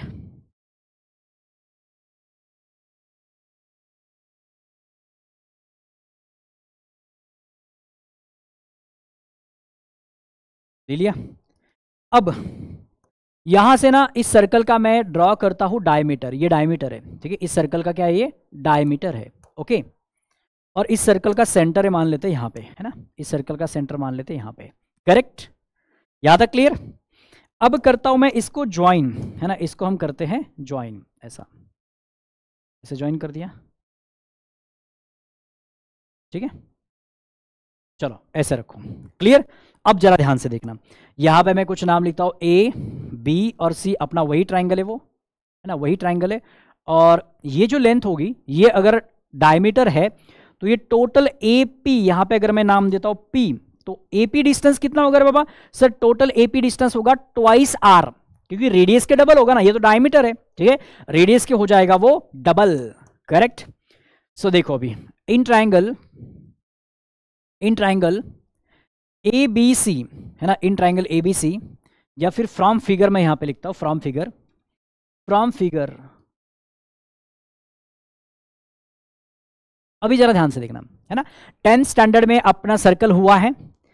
तो देखो भाई यहां पे आपको ये जो एंगल दिख रहा है ए बी सी एंगल कौन से आर्क पे बना हुआ है रे बाबा, ए बी सी जो एंगल है सर वो इस आर्क पे बना हुआ है, कौन से, इस आर्क पे बना है, राइट, इस आर्क पे बना हुआ है। बट इसी आर्क पे बना हुआ दूसरा एंगल कौन सा है, एपीसी, करेक्ट, इसी आर्क पे बना हुआ दूसरा एंगल कौन सा है, एपीसी है, करेक्ट। तो एबीसी एंड एपीसी दोनों भी सेम आर्क पे बने हुए एंगल है, तो अगर ये सेम आर्क पे बने हुए एंगल है तो दोनों का मेजर सेम आएगा, है ना, जो एंगल सेम आर्क पे बनते हैं उनका मेजर भी सेम आता है। 10th स्टैंडर्ड में सर्कल में ये थ्योरम था, ठीक है। तो चलो इस फिगर से मैं ऐसा लिख सकता हूं फिर, angle ABC is equal to angle APC, है ना, angle ABC is equal to angle APC, और इसका रीजन हम लिखेंगे एंगल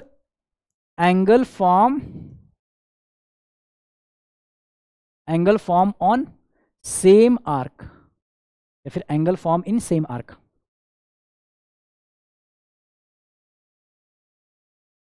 करेक्ट।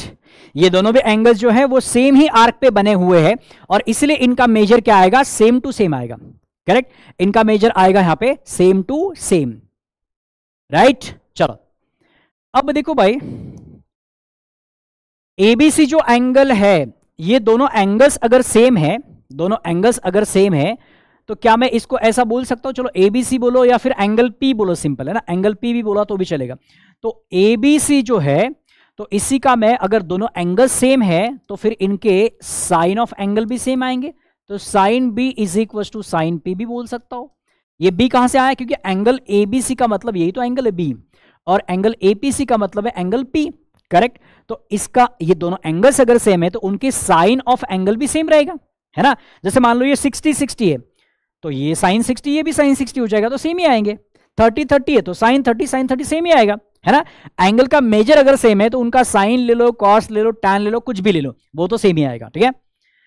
तो अब यहां पे इस वाले ट्राइंगल में अगर मैं जरा देखूं ध्यान से, इस वाले ट्राइंगल में अगर मैं देखूं तो देखो अब मुझे क्या मिल रहा है, ये वाला ट्राइंगल देखो, है ना, ये वाला ट्राइंगल अगर मैं देखूं तो इस ट्राइंगल में और एक चीज मुझे यहां पे नजर आ रही है, सर ये तो डायमीटर है, और अगर मैं ए सी पी इस एंगल की बात करूं तो ये तो 90 डिग्री होगा, कैसे, because A C P is the angle form in a semi circle, है ना। एसीपी ये जो एंगल फॉर्म हुआ है वो तो सेमी सर्कल में फॉर्म हुआ है, क्योंकि डायमीटर है, मतलब ये इधर वाला पार्ट सेमी सर्कल है, तो सेमी सर्कल में जो एंगल बनता है वो तो 90 डिग्री होता है, करेक्ट, यस सर, है ना। तो यहां पे लिखते हैं एंगल एसीपी पहले लिख देता हूं इज इक्वल टू 90 डिग्री, और रीजन आएगा इसका angle form in a semi circle, angle in semi circle, this is angle in semi circle, तो 90 डिग्री आएगा, है ना, ये पहले लिख दिया। फिर एबीसी और एपीसी इक्वल है, मतलब इसका साइन बी साइन पी भी सेम हो जाएगा, बट यहां पे इस ट्राइंगल में अगर देखेंगे तो साइन पी इक्वल टू क्या आएगा, साइन पी इक्वल टू आएगा अपोजिट साइड अपॉन हाइपोटेनस, ठीक है। तो देखो भाई अपोजिट साइड मतलब देखो क्या होगा फिर, बी वर्टेक्स के अपोजिट वाली साइड की लेंथ क्या होती है, बी होती है, सी वर्टेक्स के अपोजिट वाली साइड की लेंथ क्या होती है, सी होती है, और ए वर्टेक्स के अपोजिट वाली साइड की लेंथ क्या होती है, ए होती है। ये टोटल लेंथ क्या होगी, ए होगी, है ना, ये सी होगी और यहां पे बी होगी। तो साइन पी इक्वल टू होगा अपोजिट साइड अपॉन हाइपोटेनस। तो अपोजिट साइड तो सर यहां पे बी है, अपोजिट साइड क्या है यहां पे बी है ना। तो यहां पे मैं लिख सकता हूं बी अपॉन हाइपोटेनस क्या होगा यहां पे ये एपी, तो पहले लगे तो मैं ऐसे लिखता हूं ए C sign P equal to क्या होगा A C upon AP, correct, A C upon AP. तो ए सी मतलब बी है और एपी तो यार एपी तो डायमीटर है, ठीक है, एपी तो डायमीटर है, तो डायमीटर किसके बराबर होगा 2r के बराबर होगा, है ना। यहां पे रीजन भी लिख देता हूं, since AP equal to 2r, AP equal to 2r, diameter है वो तो 2r के बराबर होगा, है ना। तो साइन बी साइन पी के बराबर है और साइन पी की वैल्यू आ गई b अपॉन 2r, तो साइन बी इक्वल टू क्या हो जाएगा b अपॉन 2r। तो दैट इज यहां से अगर मैं इस 2r को इधर भेज दूं, इस 2r को इधर भेज दूं, तो या फिर 2r की वैल्यू अगर मैं फाइंड आउट करूं, 2r को इधर भेजते हैं और साइन बी को इधर भेजते हैं, तो 2r की वैल्यू क्या आएगी, फिर 2r की वैल्यू आएगी b upon sine B. 2r की वैल्यू क्या आ गई b अपॉन साइन बी। चलो ध्यान से सुनो, 2r की वैल्यू ही हमें फाइंड आउट करनी थी और 2r की वैल्यू हमें मिली b अपॉन साइन बी। अब जरा इक्वेशन 1 को देखो, b upon sine B, a upon sine A, c upon sine C, ये तो बराबर है सब, है ना। तो ये तीनों भी रेशियो इक्वल है, तो मैं यहां पे लिख सकता हूं from equation 1 and 2, from equation 1 and equation 2। भाई 2r अगर b अपॉन साइन बी के बराबर है मतलब वो a अपॉन साइन ए की भी बराबर है, वो c अपॉन साइन सी की भी बराबर है, क्योंकि ये b upon sine B, a upon sine A, c upon sine C की भी बराबर है। तो इसलिए फ्रॉम 1 एंड 2 मैं यहां पे लिख सकता हूं कि a अपॉन साइन ए या फिर b अपॉन साइन बी या फिर आप लिखो यहां पे c अपॉन साइन सी, और ये तीनों भी 2r के बराबर आएंगे, ये तीनों भी 2r के बराबर आएंगे। तो ये हो गया complete proof of sine rule, ठीक है, साइन रूल का कंप्लीट प्रूफ यहां पे हो गया। क्लियर, डन डनाडन, एकदम सिंपल, आप कर सकते हैं ये प्रूफ, राइट। ये देखो फिर से एक बार पूरा प्रूफ में रिपीट कर देता हूं। देखो सबसे पहले साइन रूल अगर हमें प्रूव करना है तो आप एक ट्रायंगल ड्रॉ कर लो, है ना, वर्टेक्स के नाम कैसे भी आप लिख सकते हैं। तो मैंने यहां पे देखा, यहां पे एक परपेंडिकुलर ड्रॉ कर लिया, फिर साइन बी इक्वल टू, मैंने देखा साइन बी क्या होता है अपोजिट साइड अपॉन हाइपोटेनस, तो AD अपॉन सी होगा, सी को इधर भेज दो, AD equal to C sine B आ गया। फिर area of triangle find out किया, half base into height, base की लेंथ A है और हाइट AD फाइंड आउट कर लिया सी साइन बी। तो यहां से मुझे एक रिलेशन मिला कि एरिया ऑफ ट्रायंगल ABC क्या होगा हाफ AC साइन बी, तो 2 को बस इधर भेज दिया, तो इसी ट्रायंगल के एरिया का डबल मतलब कितना मिलेगा AC साइन बी। तो सिमिलरली अगर हम वर्टेक्स इधर उधर करके देखेंगे, चेंज करेंगे, तो फिर आपको ये जो ट्रायंगल का एरिया है उसका डबल अगर करेंगे तो AB साइन सी मिलेगा, देखो AC साइन बी है तो AB साइन सी भी मिलेगा, BC साइन ए भी मिलेगा। तो ये दोनों वैल्यूज अगर सेम है तो ये वाले वैल्यूज भी सेम हो जाएंगे, तो तीनों को हमने इक्वल कर दिया। फिर तीनों को ABC से डिवाइड करो तो आपको ऐसे रेशियोज मिलेंगे जो इक्वल है, तो इसका रेसिप्रोकल लिया तो वो भी इक्वल आएगा, है ना। तो पहला पार्ट हो गया। अब 2r को प्रूव करने के लिए हमने क्या किया, एक सर्कल लिया, उसके अंदर वही सेम ट्रायंगल, बस यहां पे ये डायमीटर इतना याद रखना है, फिर ये angle form in a same arc, तो ये दोनों एंगल सेम होते हैं, करेक्ट। और ये जो है ये तो 90 डिग्री होगा क्योंकि angle in a semi circle है, ये तो 90 डिग्री होगा। तो फिर AC पे 90 डिग्री बता दिया, ABC इक्वल टू APC है, मतलब sine B equal to sine P, और साइन P कैसे होता है, साइन P का रेशियो क्या होता है अपोजिट साइड अपॉन हाइपोटेनस, तो B अपॉन 2r आएगा, देखो 2r को इधर भेज दिया, B को इधर भेज दिया, तो 2r आएगा B upon sign B। B upon sign B तो A अपॉन साइन A के बराबर है, C अपॉन साइन C के बराबर है, तो इसका मतलब ये 2r जो है अगर 1 के बराबर है तो ये बाकी दोनों के भी बराबर है, मतलब ये तीनों भी रेशियोज 2r के बराबर है एंड दैट्स इट, ठीक है। तो साइन रूल अपना यहां पे हो जाता है कंप्लीट, पूरा का पूरा साइन रूल यहां पे हमने कर दिया है कंप्लीट, ठीक है। चलो अब आता है भाई प्रोजेक्शन रूल, ठीक है। तो प्रोजेक्शन रूल भी बड़ा ही सिंपल है। प्रोजेक्शन रूल में क्या बोला है, C equal to A cos B plus B cos A, तो इसके भी 3 अलग अलग फॉर्म है ना। A इक्वल टू आया तो क्या होगा B cos C plus C cos B, है ना। यहां पे जो है वो इधर रिपीट नहीं होगा, जैसे C है तो इधर A B B A चलेगा, है ना। तो A इक्वल टू अगर आता है, देखो A इक्वल टू क्या होगा, फिर A इक्वल टू आएगा B cos C plus C cos B, then b equal to क्या आएगा फिर, अगर b है तो इधर ac चलेगा, तो a cos c plus c cos a, है ना, a cos c plus c cos a, ऐसा आएगा। तो इसमें से एक मैं आपको प्रूव करके बताता हूं। आपको जो प्रूव करना है ना, आपको जो भी प्रूव करना है उसको आप यहां पे लिखो c, फिर इधर आएगा a, इधर आएगा b। आ रहा है समझ में? ठीक है, c इक्वल टू प्रूव करना है तो c को ऊपर लिखना है, ठीक है, तो वो आपका प्रूफ आपको मिल जाएगा। यहाँ पे हम एक परपेंडिकुलर ड्रॉ करेंगे, ठीक है, ये है परपेंडिकुलर। ऑब्वियसली c के अपोजिट साइड है तो इसकी लेंथ क्या होगी, c हो जाएगी, b के अपोजिट वाले की b होगी और a के अपोजिट वाले की लेंथ a हो जाएगी। करेक्ट? चल, तो इन ट्राइंगल ADC, है ना, यहां पे लिखता हूं मैं इन ट्राइंगल ADC, ठीक है। इन ट्राइंगल ADC क्या होगा बाबा, cos A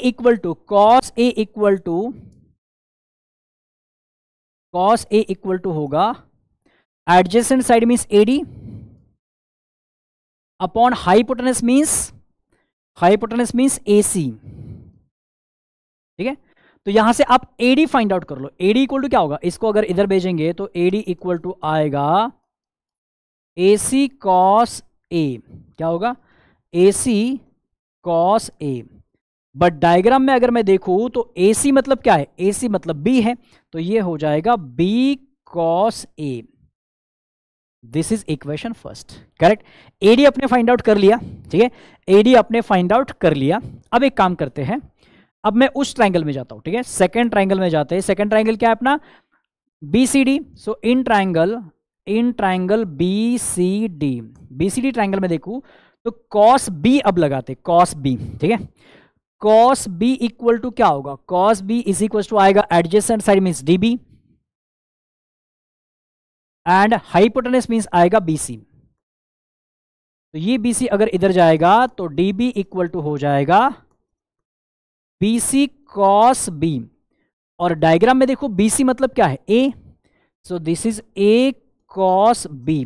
ये आएगा इक्वेशन नंबर 2। करेक्ट? तो इक्वेशन 1 एंड इक्वेशन 2 को अगर आप ध्यान से देखें, इक्वेशन 1 एंड इक्वेशन 2 को अगर हम यहां पे ऐड करेंगे तो देखो adding equation 1 and equation 2। Equation 1 में क्या है बाबा, AD है, AD। इक्वेशन 2 के LHS में क्या है, DB। इक्वेशन 1 का RHS क्या है, B cos A। और इक्वेशन 2 का RHS क्या है, A cos B। आ रहा है क्या result, A cos B plus B cos A, है ना, A cos B plus B cos A। अब AD प्लस DB मतलब क्या है, AB है, AD प्लस DB मतलब है AB। तो ये हो जाएगा B cos A plus A cos B। तो यार AB डिस्टेंस कितना है, C है, सो देयरफॉर फाइनल अपना आंसर आ जाता है C is equals to B cos A plus A cos B and projection rule भी हमारा हो गया प्रूफ। ठीक है, एकदम सिंपल, ठीक है। तो C इक्वल टू आपको पूछा था तो मैंने यहां पे C लिखा। फिर बस आपको करना क्या है, AD फाइंड आउट कर लो, DB फाइंड आउट कर लो, दोनों को ऐड कर दो तो आपको कंप्लीट AB मिलेगा। और AB का मतलब ही C है, AB का मतलब ही C है, दैट्स इट। तो इसका लॉजिक एकदम सिंपल है, आपको C फाइंड आउट करना है तो C को यहां पे लिखो ताकि इसके अपोजिट साइड जो है, बेस जो है, उसकी लेंथ C आएगी। और उसका आधा पार्ट मतलब ये वाला फर्स्ट पार्ट फाइंड आउट करो बाय यूजिंग कॉस, है ना, और सेकेंड पार्ट भी फाइंड आउट करो बाय यूजिंग कॉस। तो cos of angle A cos of angle B आएगा। तो दोनों पार्ट को बस आपको ऐड ही करना है। तो AD एंड DB को ऐड करेंगे तो आपको कंप्लीट AB मतलब C मिल जाएगा। लेफ्ट साइड में C आया मतलब अपना प्रोजेक्शन रूल हो गया प्रूव, इजी पीजी, है ना, सिंपल है। कॉन्फिडेंस आ रहा है, जल्दी से बता दो। आप इसको खुद से अगर एक बार लिख के देखेंगे ना तो आप ये थ्योरम एग्जाम में सॉल्व कर सकते हो, बट अगर बस देखते ही रहेंगे तो उतना 100% आपको क्लियर नहीं होगा। ठीक है, समझ में तो आएगा बट एग्जाम में हम लिख पाएंगे इसकी कोई गारंटी नहीं है, बीच में कहीं पे भी आप फंस सकते हो। ठीक है, तो इसलिए खुद से भी एक बार आपको इसको लिख के देखना है। ठीक है, करेंगे ना। चलो अब बढ़ते हैं भाई डिफरेंशिएशन की तरफ। ठीक है, डिफरेंशिएशन की जो 3 थ्योरम से, इन 3 थ्योरम में से एक थ्योरम तो पक्का आपके बोर्ड एग्जाम में देखने को आपको मिलेगा ही मिलेगा। ठीक है, तो डिफरेंशिएशन के 3 थ्योरम्स है और तीनों का भी प्रूफ सिमिलर है, सिमिलर, वही स्टेप्स आपको लगेंगे, सेम टू सेम स्टेप्स आपको लगेंगे, ठीक है। तो बस एक थ्योरम को आप समझ लो, बाकी के दोनों आपके वैसे ही लगेंगे, आपको सेम टू सेम लग रहा है सर, ऐसा बोलेंगे आप बाद में ना, यार इसमें तो कुछ अलग है ही नहीं। देखो y equal to f of x is a differentiable function of x such that inverse function x equal to f inverse of y exists, then prove that x is a differentiable function of y and dx by dy is equals to 1 upon dy by dx। ये आपको prove करना है, ठीक है, ये आपको prove करना है, where dy by dx is not equal to 0। Clear, ये आपको प्रूव करना है। तो कैसे करेंगे देखो भाई, बहुत सिंपल है। सबसे पहले आप क्या करेंगे, यहां पे बस ये फॉर्मेट याद ही रख लो आप, डेल्टा एक्स लिखो, it is small increment in x म्हणजे स्मॉल चेंज है ना, डेल्टा एक्स म्हणजे काय असतो, small change in x, small increment in x. Delta y क्या होगा, डेल्टा वाई होगा यहां पे small increment in y, small increment in y, ठीक है। अब क्या करेंगे आप पता है, आप यहां पे लिखो कंसीडर, आप यहां पे लिखेंगे कंसीडर, और क्या कंसीडर करना है आपको यहां पे, del x by del y into del y by del x is equal to 1। भाई कैसे लिखा आपने, कुछ नहीं, सिंपल, ये तो कैंसिल ही हो जाएगा ना यार, है ना, तो 1 ही इसका आंसर आएगा, करेक्ट। ऐसा तो मैं लिख सकता हूं ना, बिल्कुल लिख सकते हैं ना। अब इसी पार्ट को उठा के इधर 1 के नीचे भेज देते, तो क्या होगा फिर, del x by del y will be equal to 1 upon del y by del x. ऐसा तो मैं लिख सकता हूं, यस, ऐसा मैं यहां पे लिख सकता हूं, correct, where del y by del x, ये कंफर्म कर दो कि डिनोमिनेटर इसका 0 नहीं है। तो ये ऐसा आपको दिख रहा है, बस यहां पे d x by d y के फॉर्म में दिखेगा, यहां पे del x by del y के फॉर्म में दिखेगा, बाकी कुछ भी नहीं है, ठीक है। अब इसको आगे क्या करेंगे सर, देखो आगे क्या करेंगे सर, बहुत इंटरेस्टिंग है, सेम पैटर्न में तीनों भी थ्योरम्स प्रूव हो जाते हैं, ज्यादा सोचने का ही नहीं। तो यहां पे अब ले लो, taking limit del x tends to 0, ठीक है, यहां पे हम लिमिट क्या लेंगे, डेल एक्स टेंड्स टू 0, क्योंकि डेल एक्स जो है वो स्मॉल इंक्रीमेंट इन एक्स है, ठीक है, एक्स में एक छोटा सा चेंज है और ये 0 को अप्रोच कर रहा है, डेल एक्स जो है वो 0 को अप्रोच कर रहा है, ठीक है। तो अब अपना इक्वेशन क्या बनेगा फिर, सो देयरफॉर मैं ऐसा लिखता हूं यहां पे, del x by del y, इसको लगा दो limit del x tends to 0, दोनों साइड से हमें यही सेम लिमिट लेना है, 1 upon del y by del x, और इसको भी लगा दो limit del x tends to 0, correct. यहां पे भी लिमिट लगा दिया, यहां पे भी लिमिट लगा दिया। अब यहां पे लिखेंगे यार, अगर डेल एक्स 0 के बहुत क्लोज जा रहा है, तो डेल वाई भी तो 0 के बहुत क्लोज होगा ना, है ना, क्योंकि डेल एक्स और डेल वाई क्या, small increment in x and y है, तो ये अगर 0 के क्लोज है तो ये भी 0 के क्लोज होगा। फिर इस इक्वेशन को आप चेंज कर दो, बस क्या करना है, डिनोमिनेटर के हिसाब से आपको लिमिट लगानी, यहां पे डिनोमिनेटर में y है तो डेल y टेंड्स टू 0 होना चाहिए, यहां पे डिनोमिनेटर में x है तो ये बराबर है, तो अब यही y वाला यहां पे लगा दो, ठीक है। सो देयरफॉर आप लिखेंगे, therefore limit del y tends to 0, so del x upon del y is equals to हो जाएगा 1 अपॉन, ये तो बराबर लिमिट है, डिनोमिनेटर के अकॉर्डिंग लिमिट बराबर है, so limit del x tends to 0 del y upon del x. यहां तक हम आ गए, ठीक है, यहां तक हम आ गए, इसको बोलेंगे हम इक्वेशन नंबर 1, क्लियर है ना। चलो अब आगे क्या करेंगे सर, आगे यहां पे हम लिखते हैं, देखो, so limit del x tends to 0 del y upon del x जो है दैट इज इक्वल्स टू, इसी को हम बोलते हैं dy बाई डी एक्स, या एक लाइन यहां पे ऐड कर देंगे, as y equal to f of x is a differentiable function, as y equal to f of x is differentiable function,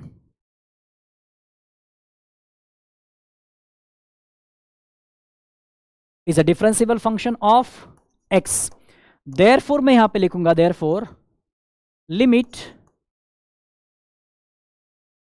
del x tends to 0 जो है वो del y upon del x को हम ऐसा लिख सकते हैं d y upon d x. मतलब ये जो लिखा है ना मैंने यहां पे ये वाला, इसी की वैल्यू क्या होगी, d y by d x हो जाएगी। ठीक है, इसी की वैल्यू हो जाएगी d y by d x. Correct. तो देयरफॉर मैं ऐसा लिख सकता हूं फिर limit del x tends to 0 del y upon del x is equal to हो जाएगा 1 upon d y by d x. समझ में आ रहा है, यही क्या होगा 1 upon d y by, sorry इधर d x by d y क्या, हाँ इधर d x by d y, इधर इधर इधर इधर, हाँ बस यहाँ पे मैंने, हाँ यही पे d x by d y, d x by,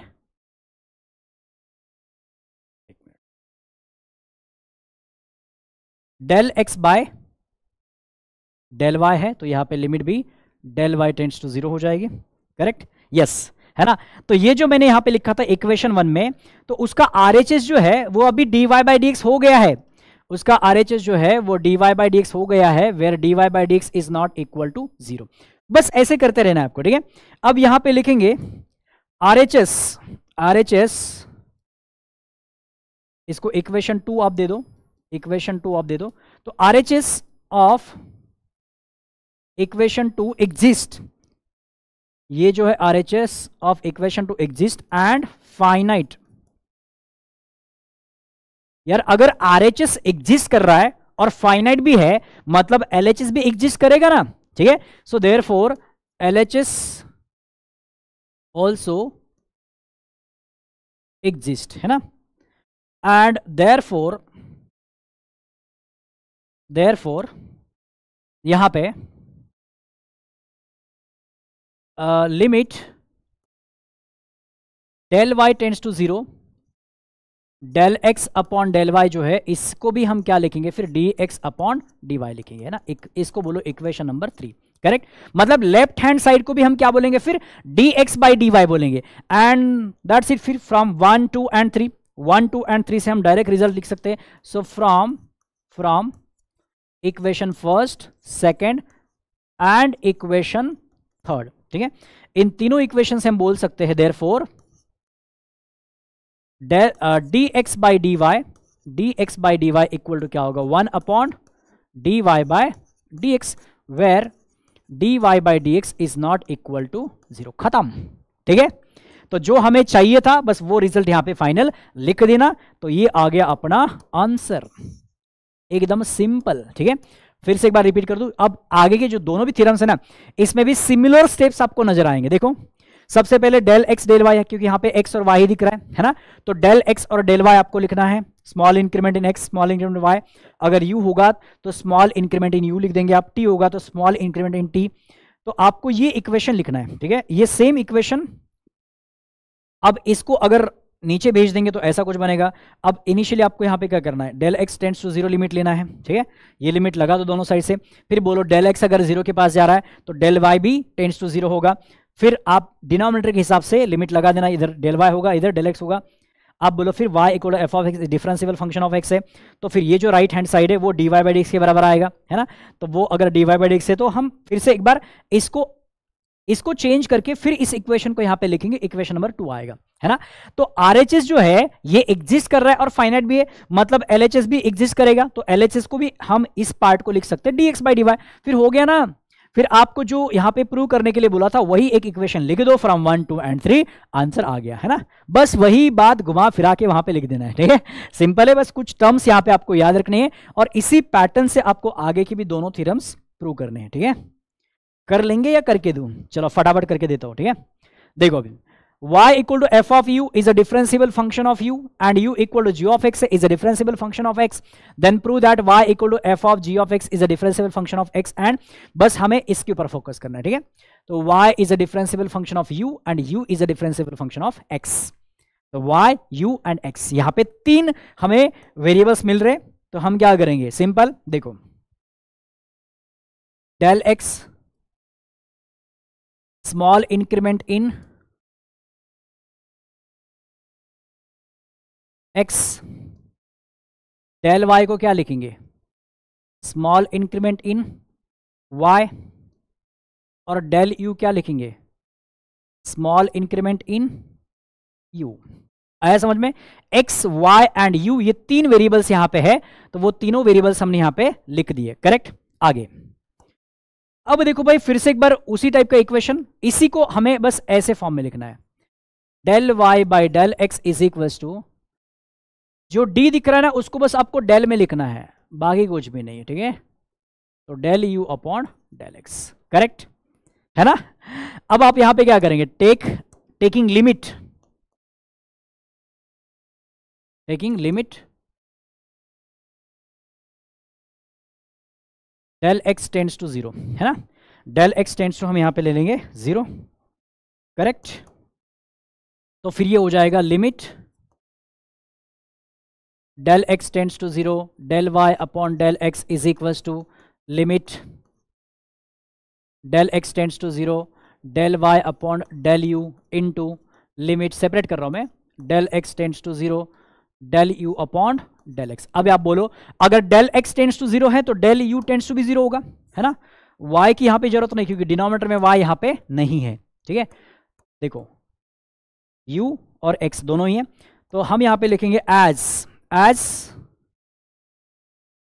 del x tends to 0, therefore del u tends to 0। So तो अपना वही इक्वेशन क्या बनेगा, देखो इसको इक्वेशन नंबर 1 बोलना है अपने। ठीक है, सो देयरफॉर लिमिट, डिनोमिनेटर के हिसाब से आप लिमिट लिखना है, यहां पे x ही रहेगा, बस यहां पे u आएगा और यहां पे भी x ही रहेगा। ठीक है, so limit del x tends to 0, del y upon del x is equals to limit del u tends to 0 होगा, del y upon del u into limit, यहां पे भी x ही रहेगा, डेल x टेंड्स टू 0, तो ये हो जाएगा del u upon del x। ये होगा अपना इक्वेशन 1 ही रहेगा, है ना? अब यहां पे आप लिखेंगे कि y equal to f of u is a differentiable function, है ना? y equal to f of u is a differentiable function, is a differentiable function of u and u is a differentiable function of x। ये वाला line आप add कर दो। सो therefore आप RHS के ऊपर अभी काम करो, therefore limit del u tends to 0, del y upon del u, इसको हम लिख सकते हैं dy upon dx, and limit del x tends to 0, del u upon del x is equals to, इसको क्या लिखेंगे, du बाय dx। मतलब सीधा सीधा हर बार वही करना है, जो आप डेल के फॉर्म में लिखा है यहाँ पे, उसको डी के फॉर्म में बाद में कन्वर्ट कर देना, इसको dy बाय dx, इसको लिखो du बाय dx, है ना? सो RHS, फिर से एक बार, RHS exist, therefore LHS exist, है ना? तो फिर ये जो LHS में दिखा है, ये जो दिख रहा है del x tends to 0, del y upon del x equal to क्या आएगा, फिर dy अपॉन dx आएगा, है ना? तो इसको लिखो आप इक्वेशन नंबर, ये इक्वेशन नंबर 1 था, इसको लिखो आप इक्वेशन नंबर 2। ठीक है, इसको लिखो आप इक्वेशन नंबर 2। 1 में तो हमें ओरिजिनल इक्वेशन हमने लिखा है ना? 2 में ये वाला आएगा, यहां पे भी लिखना पड़ेगा हमें कुछ। ठीक है, इसको देते इक्वेशन नंबर 2। ठीक है, ये RHS हमारा बन गया, और ये इक्वेशन नंबर 3 में अपना LHS भी हमने dy बाई dx में कन्वर्ट कर दिया। तो देखो, so therefore from equation 1, 2 and 3, from equation 1, 2 and 3, अब हम डायरेक्टली यहां पे बोल सकते हैं dy by dx is equals to क्या होगा, dy by du into du by dx and hence proved. ठीक है, तो बस वही स्टेप्स है यार। ठीक है, इसका एक पैटर्न अगर आपको एक बार समझ में आ गया ना, तो ये तीनों भी थ्योरम सिमिलर है, और तीनों भी आपको करके ही जाने, क्योंकि इस चैप्टर में इन 3 थ्योरम्स के अलावा बाकी कोई भी थ्योरम बनेगा नहीं, और इन्हीं तीनों में से कोई ना कोई एक हर साल पूछा जाता है। आप पेपर उठा के देख लेना, तीनों में से कोई ना कोई एक आपको 99.9% मिलेगा ही मिलेगा, ठीक है। तो तीनों भी अच्छे से आप एग्जाम में प्रैक्टिस करके जाना, ठीक है।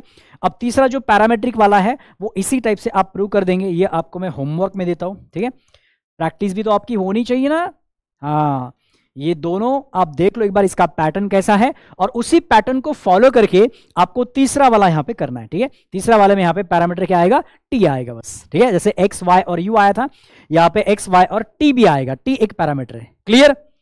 यस, ये आपके बुक में भी दिया हुआ है प्रूव करके, तो वो बस देख लेना आप और इसको अच्छे से एक बार कर लेना। तो ये सारे के सारे थ्योरम्स यहाँ पे हो जाते हैं अपने डन डनाडन। तो आई होप आपको समझ में आया है, और इन थ्योरम्स का आपको आपके एग्जाम में जरूर फायदा होने वाला है, मिड टर्म में भी होगा और आपकी बोर्ड एग्जाम में भी इसका फायदा होगा। तो यार यहाँ पे हम रुकते हैं। So bye bye, take care and have a nice day. जरूर आप यहाँ पे कमेंट बॉक्स में लिखना कि आपको ये थ्योरम वाला लेक्चर कैसा लगा, आपको इसका फायदा हुआ है क्या, ये जरूर आप यहाँ पे लिखेंगे, ठीक है। चलो फाइनली बाय बाय।